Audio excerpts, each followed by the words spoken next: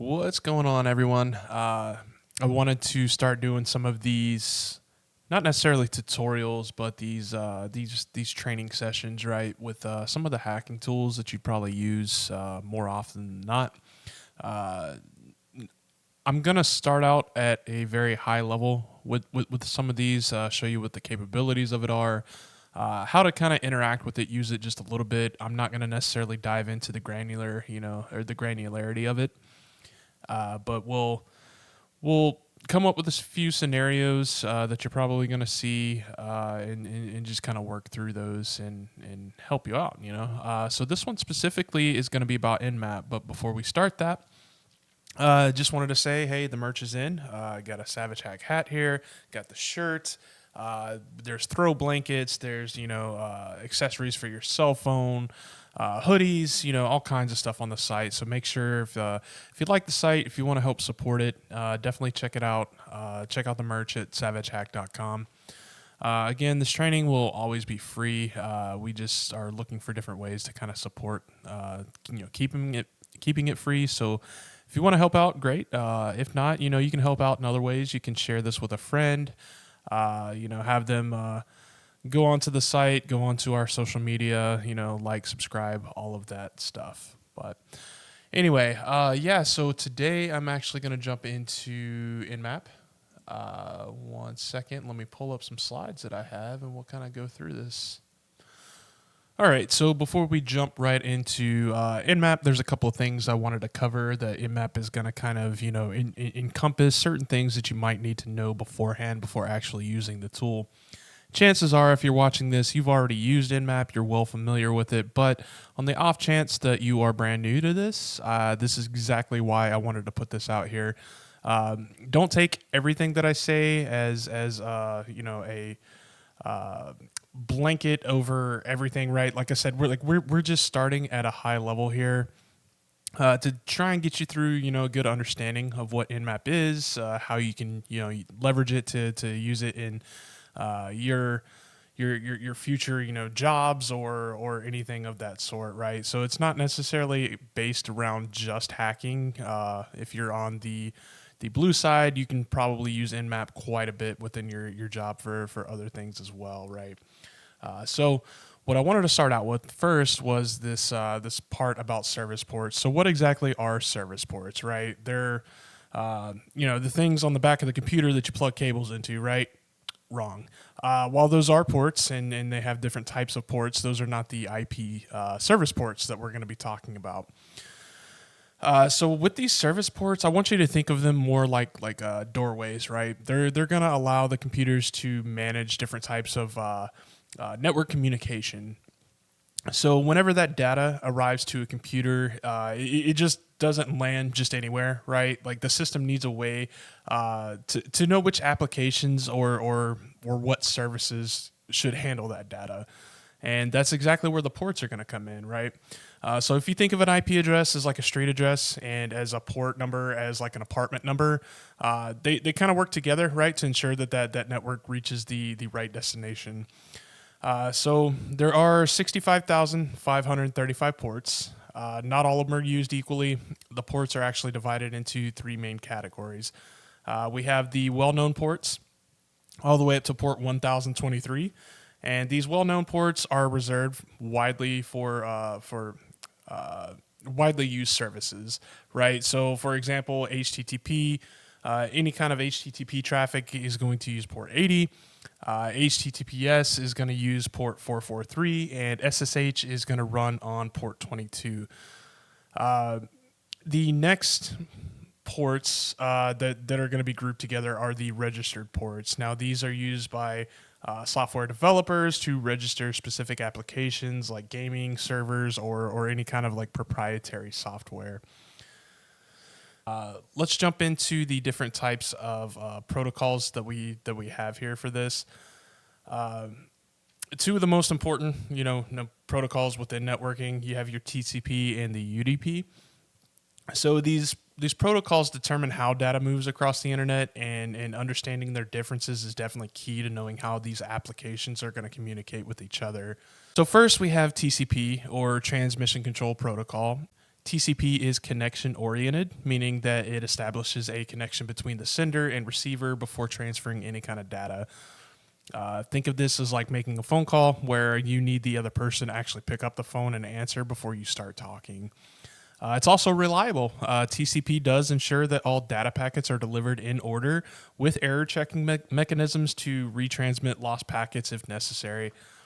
This makes it great for applications where that accuracy is going to matter, like web browsing, email, downloading your files, things of that sort. Think of it more as like a perfectionist, right? Like it's not going to stop until the job is done, and it ensures that the job is done correctly. Now let's switch gears over to UDP, or User Datagram Protocol. Now, UDP is connectionless. It sends the data out without establishing any kind of connection first. This does make it a lot faster, but there is a trade-off, right? UDP doesn't guarantee that all of that data is going to arrive or even arrive in the correct order. So it is often used for time-sensitive applications such as your video streaming, your online gaming, and voice calls. In these scenarios, a little bit of packet loss is acceptable if it means less delay. So UDP is like a sprinter. It's all about speed over that accuracy. So to summarize that, the key differences are TCP is reliable, slower, and it does ensure data integrity for things like HTTP, FTP, email. UDP, on the other hand, is unreliable but faster, making it perfect for any kind of streaming, gaming, or voice over IP, VoIP. So it really depends on the application. Do you need accuracy or speed? Understanding TCP and UDP is crucial for network scanning with tools like Nmap that we're going to discuss, as it does help us to predict how different ports and services will behave. I kind of want to show these little images here. So we have a client and server relationship here at the top one under the TCP three-way handshake. And as you can see, the client sends out a send packet, which is synchronized, sends it to the server. The server sends back a synchronized acknowledge, that's send ACK. And then the client sends out an ACK, which is that acknowledge, right? So once that three-way handshake occurs, as you can see at the bottom there, the connection is established. And once that connection is established, then the client and the server will then have that communication traveling back and forth. UDP, on the other hand, the client is sending out a request, and then the server just constantly sends out a response, right? So think of it as if you were watching Netflix. You send a signal to that server saying, hey, I want to watch this movie. And then the server is going to respond back with the movie, right? It's going to constantly keep sending out those packets to you so that you can actually watch that movie. All right, so the next thing that I wanted to discuss was the commonly scanned ports. I have a list of commonly scanned ports here that you can see for reference. This is not all of the commonly scanned ones, but what that means is that it's scanned for a reason, right? Generally speaking, if you scan a host, you're going to find one or more of those ports open on it, right? Not all ports are created equal. Some are more commonly used and therefore are more commonly scanned than others. These ports represent critical communication points for the various services and applications. So we'll do a little bit of a port breakdown here. Again, this isn't all of the commonly scanned ones, but this is a pretty good list here. So we have port 21, FTP. This is used to transfer files between systems, but it transmits data in plain text, making it vulnerable to interception. Nmap scans can identify open FTP ports and help detect unauthorized access. Port 22 SSH is a secure protocol for remote logins. It's common for attackers to try and brute force credentials on those ports. Port 23 Telnet. This is an outdated protocol for remote logins. It transmits everything, including passwords, into plain text. It's a high-risk port and a red flag for those vulnerabilities. So if you see port 23 open within your environment, you might want to shut that down. Port 25 SMTP handles email delivery, so misconfigured mail servers on this port can be exploited for spamming. Port 53 DNS, this is also a UDP connection. DNS translates that domain name into IP addresses. Open or misconfigured DNS servers can be exploited for DNS amplification attacks. Then you have port 80, which is your HTTP, port 443 for HTTPS. This is going to be your web browsing, traffic. Port 3306 MySQL is used for the MySQL database connections. If this is exposed to the internet, attackers may attempt SQL injection or brute force attacks to try and access those databases. Port 3389 RDP. RDP allows for the remote access to Windows systems. Open RDP ports are a common target for those ransomware attacks. Key takeaways with this, by focusing on commonly scanned ports, we can quickly identify potentially vulnerable services. These are the first targets that attackers probe, so securing them is definitely critical. It's also really good to know all of these common ports, right? Inside and out, especially if you're going to be taking on a role such as a pen tester or any kind of blue team member, right? You're going to need to know these ports regardless. So definitely start learning these ports if you don't know them already. And that brings us up to Nmap, right? So Nmap, which stands for Network Mapper, is an open source tool widely used for network discovery and security auditing. It's like a magnifying glass for your network, so to speak. It allows you to see what devices are connected, what they're doing, and how they're interacting. Here's what makes Nmap so powerful, right? So it can quickly identify live devices on your network. It's like taking an attendance for your network, right?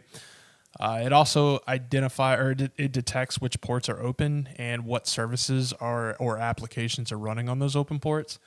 And this is definitely crucial for spotting potential vulnerabilities or misconfigurations, which if you're on the blue team or red team, something you're going to want to look into, right?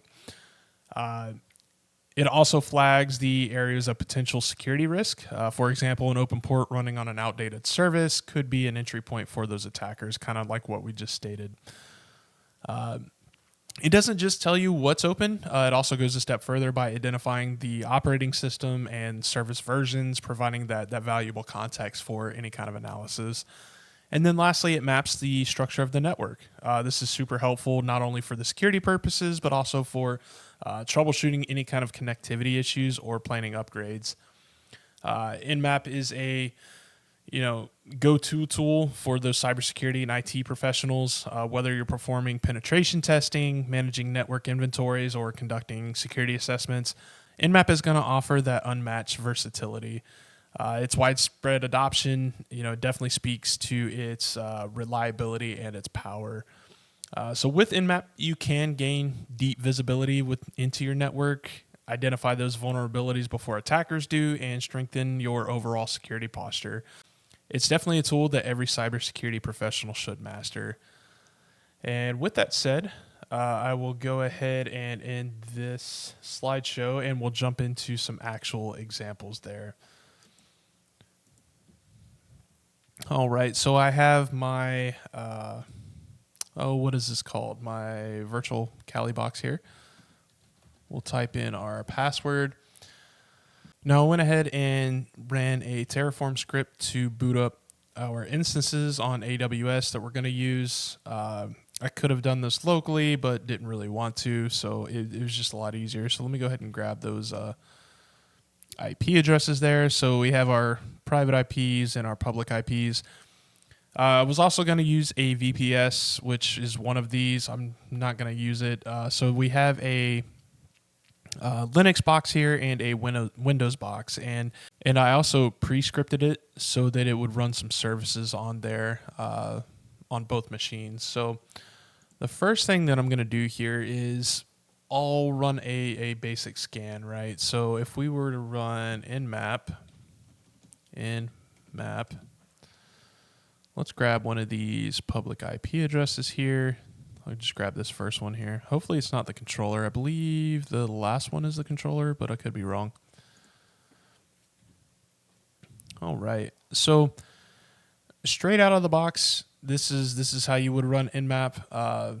This way would be very, very loud. So if you're trying to be stealthy in any kind of way, this isn't the way. So we'll just go ahead and run it just to let you see what it does. All right, so as you can see, in 1.75 seconds, which is, I mean, it's pretty quick, but this is also going off of instances within the cloud, right? So it's going to be quicker than most. We were able to see what ports are potentially open and are absolutely open, right? So we have port 21 FTP, port 22 SSH, port 80 the HTTP, and then port 111 the RPC bind. This did scan for the most commonly scanned port. I think, if I'm not mistaken, the basic Nmap scan just runs through port 1000. Could be off with that, but I believe it's like the most commonly used ports for up to 1000. So we didn't scan all 65,000 of the ports, right? We only scanned a certain number of them, and it didn't really enumerate anything. It's just telling us what's open, what's not. Now, whenever you run this nmap command with the IP address there and with no additional options or anything, what nmap is doing is it's performing a TCP send scan by default. Unless you don't have permissions for raw packet sending, in which case it'll switch to a TCP connect scan. So this TCP send scan, what it's called, actually what we generally call it, is a half open scan, and that's because it doesn't complete that full three-way TCP handshake. The thing that I showed earlier, where it would send one packet, the server would send another packet back, and then another packet would be sent over back to the server, and then it creates that connection. We're only sending one there, and then the server's responding. And then from there, we're sending an RST packet instead of that acknowledge packet, right? So we send that synchronized packet first. The server sends back a SYNAC, right? The synchronized acknowledge. And instead of us hitting that acknowledge to create that connection there, we send an RST or that reset packet so that we don't actually have to make a connection.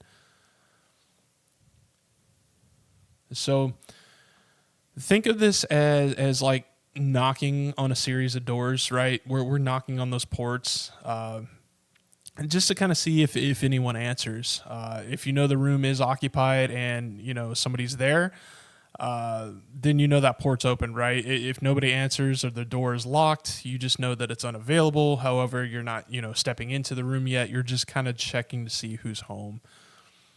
So what Nmap is kind of looking for is those ports actively listening for connections, indicating that services are running. It also determines, if a target machine is live by sending packets and analyzing the responses. It also begins to map out the target's reachable IP addresses for you. Nmap does dynamically adjust its scan speed based upon that network latency and reliability. Which is also a good thing, but you can control that manually if you want to do that. And to control that manually, what you would do is input the capital T, so tech capital T, whoops.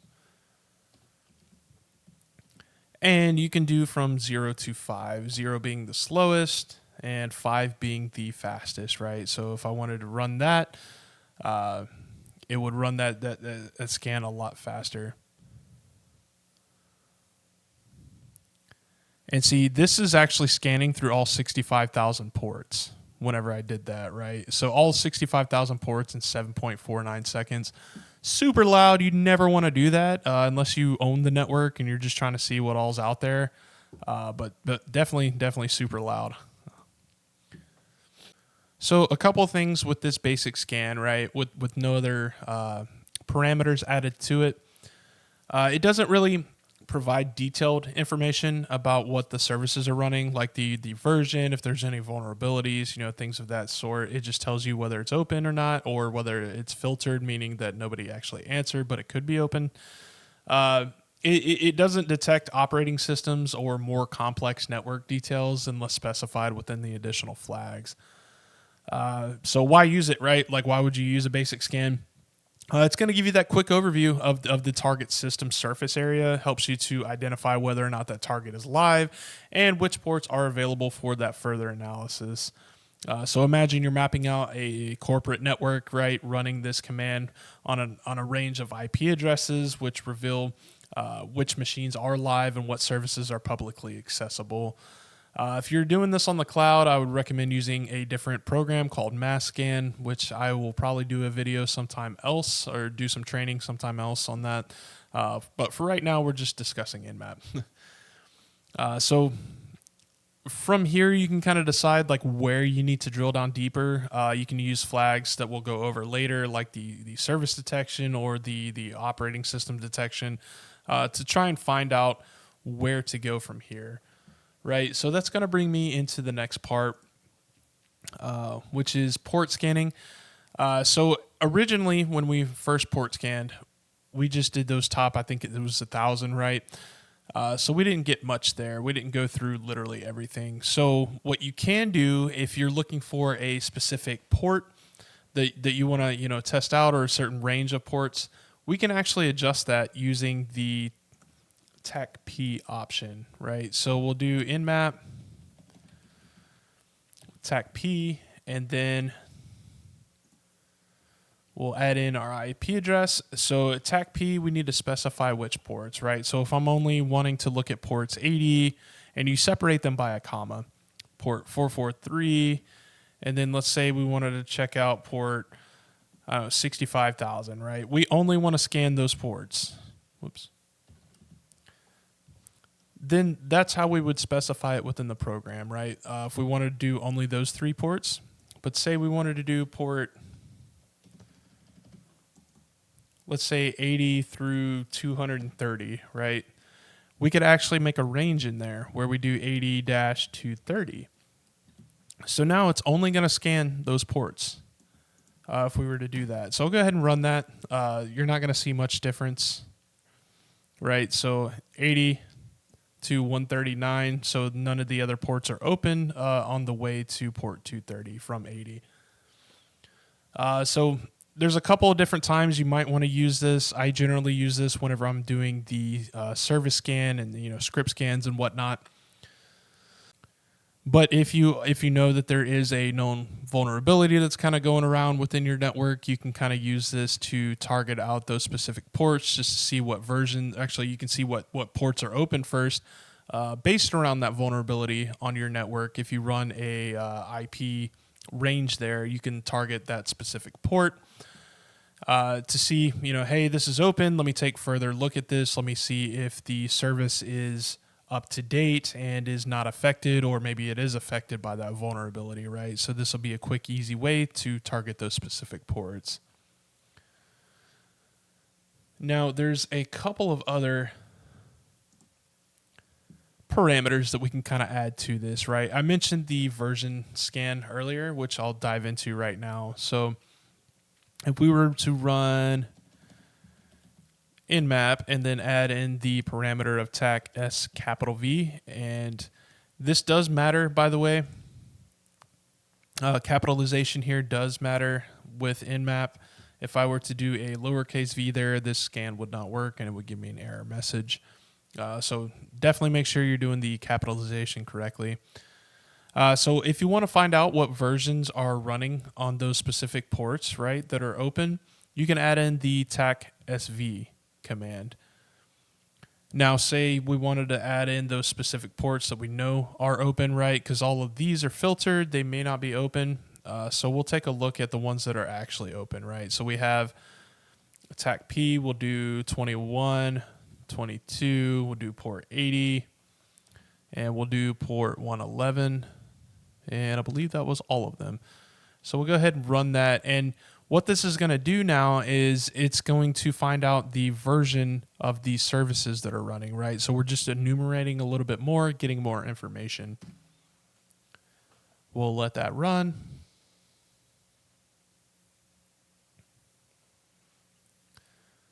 All right. So you see we have a new option over here. It says version. So we have our service. We have the version number now. So the FTP service running is version VS FTPD 3.0.2. Our SSH port is running OpenSSH 7.4. Our web server there is Apache HTTPD 2.4.62, right? Service info, it actually brought up Unix, or it says the OS is Unix. It's really not, which we can run a operating system scan here in a bit, which I'll kind of cover that. But yeah, as you can see, that's just more information for us, right? So if we were to Google, Apache 2.4.62, Google, hey, is there, a known exploit for this? If there is one, great. That's something we're probably going to look into, If not, we might check out some of these other ports, see if there's any vulnerable version numbers there. And so the next thing that we'll look into, I already kind of mentioned it, was that operating system detection, right? So if we run the command, let's go ahead and delete these ports out of here. So if we run the command nmap and then our IP address, so in between that, we're going to need a TAC capital O. And make sure you do a capital O here, because a lowercase o is going to do output, where you can actually save your output into a file. So we'll run nmap capital O, our IP address, and you do need to be root for doing this. So we'll run sudo nmap tac o, and then our IP address. Type in our super secret password here. I promise it is not Savage Hack. Okay, maybe it is. Maybe it's not. I don't know. What is it? All right, so it did run the port scan again along with that, but you'll notice more information here at the bottom. Aggressive OS guesses, it says Linux 5.0 through 5.4. It has a 91% chance of being that operating system, right? It's 91% certain that it is the operating system within there, which is a really great guess because it is actually Linux 5.1, which is kind of funny because it's showing up here. That's exactly what's running right now on this instance. So it generally does a good job at matching those operating systems for you. Definitely more information, right? Like if hey, there's a vulnerability on this specific version, the ones that might be running here. Let me go ahead and look those up, and that might be prime opportunity to make my way in. Additionally, if you're on the blue side, right, same thing. Okay, I know this operating system is has a ton of vulnerabilities. Let me go ahead and update. Good to know what's on your network. Good to know what versions and operating systems are on your network as well. Now on to some of the fun stuff, right? So there is a thing called script scanning, which you can actually access this in quite a few ways. So the first way I'm going to show you is through nmap tac lowercase s capital C. So Nmap does have a lot of scripts for specific ports and services that it has known vulnerabilities, right? So whenever you run this tac sc command, what it's going to do is run those scripts against those open ports and services, and if it does find something, it's going to let you know. So we'll run tac sc, and we'll do those specific ports again, so it doesn't take a long time, right? So we'll do port 21, 22, 80, and then port 111. And we'll go ahead and paste that in. And we'll see if there are any known vulnerabilities here. So as you can see here, port 21 was open, right? We already knew that. We also knew the service version of everything that was running, but it also ran a script scan, which ran a script against this port. And what it did was the FTP anon script. This allowed us to figure out that anonymous FTP login is allowed. That's definitely something that you don't want on your network. Great if you're an attacker, like that's a great avenue. But if it is your network, you don't want that, And we'll test that here in a second just to show you guys. Didn't really have anything with the SSH. It ran the HTTP title script for port 80. Site doesn't have a title. That's because I didn't make one. Actually, we can visit the site real quick, and I'll show you exactly what's on there. See, there's no title, and it just says Linux target server, right? So there's nothing on there. So that was correct. If it did have a site title, that would have popped up. And if it were a vulnerable version, it would have also popped up with other information on what to actually try to exploit. So we'll go ahead and test out port 21 there. So we'll go ahead and FTP. We'll do anonymous at our IP address. And we don't even need a password, right? We just hit enter. Boom. Look at that. We are inside of the FTP server there. We can CD into pub, see if there's anything important in there, which there's not. Probably because I didn't add anything. But yeah, we can go ahead and exit out of there. So really quick way. So say we were scanning a ton of IPs, like through an IP range, and we were scanning on only port 21, trying to see if there's anything open for us to anonymously log into, right? We could do that very, very quickly using Nmap. There's also a couple of other ways you can go about this. You can run specific scripts if that's what you're looking for. Say, for instance, we ran Nmap, and we'll do script. As you can see, this is from a prior Hack the Box, right? So there's a safe or SMB num script that you could run.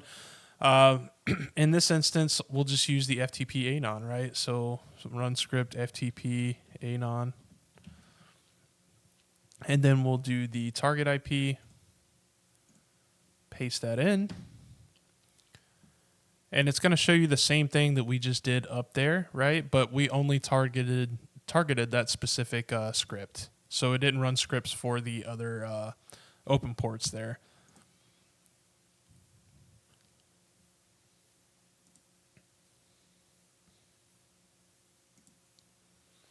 Now there is another thing that you can do, especially if you're on the blue side. Wouldn't recommend doing this if you're on the red side, right? If you're doing a pen test, you definitely don't want to do this. But we can also do what's called an aggressive scan. So if we do Nmap, attack capital A, this is going to be your aggressive scan. So what it does is it combines the multiple Nmap options, right? So it combines OS detection, service version detection, your script scanning, and even trace route. So we'll go ahead and run that with our IP address. And this is good for like capture the flag, hack the box stuff. But I try to, practice like I play with that. Like if you're trying to be stealthy, just try to be stealthy. You don't have to actually run, stuff like this. But as you can see, that one little command has done pretty much everything that we've done so far, right? It did the version number. It ran the script scan there. So the next thing I wanted to look at, actually before we even move on, I've been doing this to the Linux machine. Kind of want to show some of the Windows machine stuff too, right? Got to share the love there. So we'll see if this is it. Actually, I don't think that's it. I think this one is.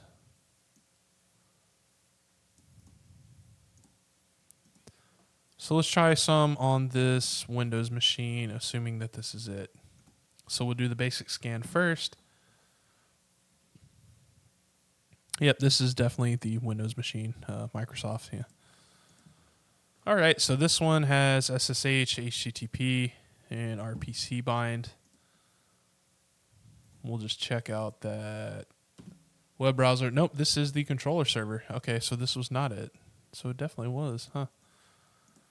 How about that? I got them confused. So yeah, we'll try it with the Windows machine then. Because I thought I had other ports open, so that makes sense as to why that wasn't the correct machine. Alrighty, so we have port 80 and 3389 open. Let's visit that website real quick, just see what's on there. Oh, Windows target server. Cool. Anyway, so we'll do some of the same commands on that, right? Like we can run, and you can actually combine these two if you wanted to, right? So we can do tac SV, tac SC, and then we can do tac P, and we'll do 3389 and port 80. So yeah, you can actually combine a lot of these parameters. You just want to add these before, the dash P there for the port numbers. Okay, so we are running Microsoft IIS for that web browser, right? And then MSWT server, Microsoft Terminal Services on port 3389. Cool. And then we can also run our Nmap TAC A, paste in our IP address for that. And we'll just run that aggressive scan, which is basically the same thing that we just ran there.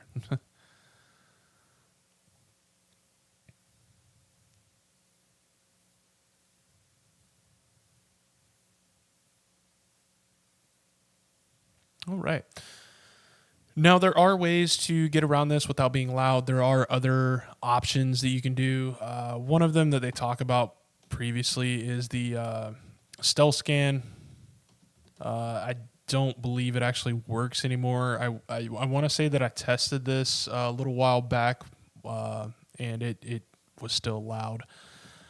You can slow down everything, right, using T0. It'll slow down the scan. Let me go ahead and paste that in there. This will definitely help out with trying to be stealthy, but there are other options and parameters that you can enter in to make this a lot more stealthy. I'm not going to dive too deep into that. I'm just kind of showing you, you can slow it way down. So we'll look at the times here, right? If it even started. So we did that aggressive scan in 16.38 seconds. And it looks like it is not even starting on this yet. That's how slow it's moving. So I'm actually going to hit Control-C to stop that. That would take a very long time to scan all of those ports that slowly. All right. So the next thing that I was going to cover was the different... we have TCP scanning and then UDP scanning. So the different protocol scans, right? So if you wanted to scan only your TCP services, right, you would type in TAC ST. And then if you wanted to do UDP only, you would type in TAC SU, capital U, capital T, right? So we'll go ahead and do a UDP scan. You do need to be root for this, right? So we'll do sudo nmap S capital U. Add in our IP address.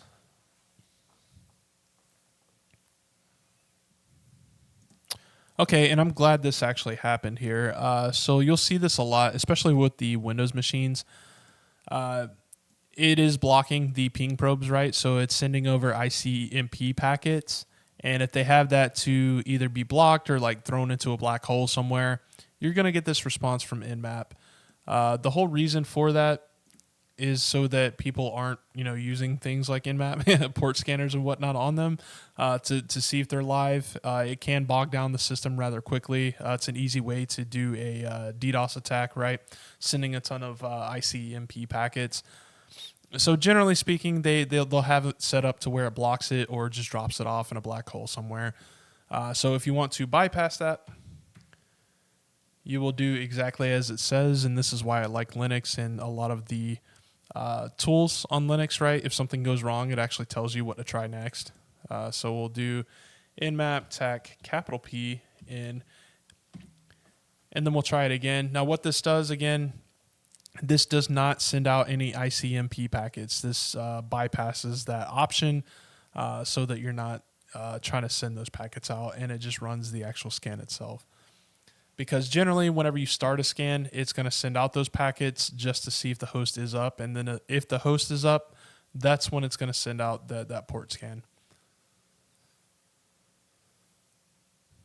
UDP does take quite a while. Yeah, 2 minutes remaining. And this is on cloud too, right? So it should be a lot faster on cloud than like your normal, environments and whatnot. But even then, UDP does take quite a bit of time, right? So I'm actually going to hit Control C. And as you can see here, it does state UDP scan timing, right? So we are scanning those UDP ports. I'm going to go ahead and hit Control C. No need to really wait for that. We're going to see port 53 open. But that is how you scan the different two. So if you were to do a regular Nmap scan like this, it's only going to scan your TCP ports. If you want to specify, you can TAC ST. But if you want to do those UDP ports, it'll be TAC S capital U. Now, there's a couple of things around Nmap. I briefly touched on certain things that you might be able to do to kind of stay silent. I tested this the other day. I could not get it to work. I don't know if it's something that is just old, completely outdated or not. I haven't had time to check into it. So as of January 15th, 2025, which is today, this did not work for me. I pulled up TCP dump, pulled up Wireshark. I tested this out to try and get it to work, and it just kept sending out my IP address. So there is an option, right, to essentially bypass firewalls and that IDS evasion using the TAC-D command. So the way it was written out is that you type in Nmap, TAC capital D, and then you can do RND 10. And what this does is it is supposed to use 10 random IP addresses, so it spoofs your IP. Another thing that's supposed to help out with, evasion, right? Again, I tried to do this, and it just would not work from my end. You have specified some. Wait, what did that say? Raw socket access. Maybe that's why I didn't see this message the last time that I tried it. So I might have to go back and kind of add to this video. But again, the last time I tried to do this, it just kept showing my IP address rather than 10 random ones. And another thing was that you could also do TAC capital D and just type in any kind of IP address, right? Like 192.168.0.1, right? You could technically run it like that. And that is interesting that I'm seeing this now because that was not there the last time. So I'm going to have to look a bit more into this. If I do find out and I do get it to work, I will definitely make another video. Just as of today, I don't know about this and it would not work for me. So yeah, again, Nmap is a very powerful tool. It is quite versatile, meaning that you can add all kinds of things to it. If you want to learn more about it, you can type in nmap-h and it will list out all kind of, see, there we go again. See the decoy TAC capital D. It'll list out all of the parameters that you can use, and this actually doesn't include all of them. You can actually go to their website, and there's a lot more than what is listed here. Great reading, certain things that you can set up to, again, bypass, certain security measures. Or if you're just wanting to be loud and you just want to scan everything, use that TAC-A. Entirely up to you on how you want to approach that. But definitely a great tool. I recommend learning the tool inside and out, learning all about it. There's a lot that I didn't go into. There's a lot that I might cover during my live streams. But if you have any questions on it or you want to see anything else specific, please reach out. Let me know. I can definitely record another video to make that happen for you. I'm going to get back with you all on that IDS detection and evasion, that decoy, right? The firewall IDS evasion spoofing.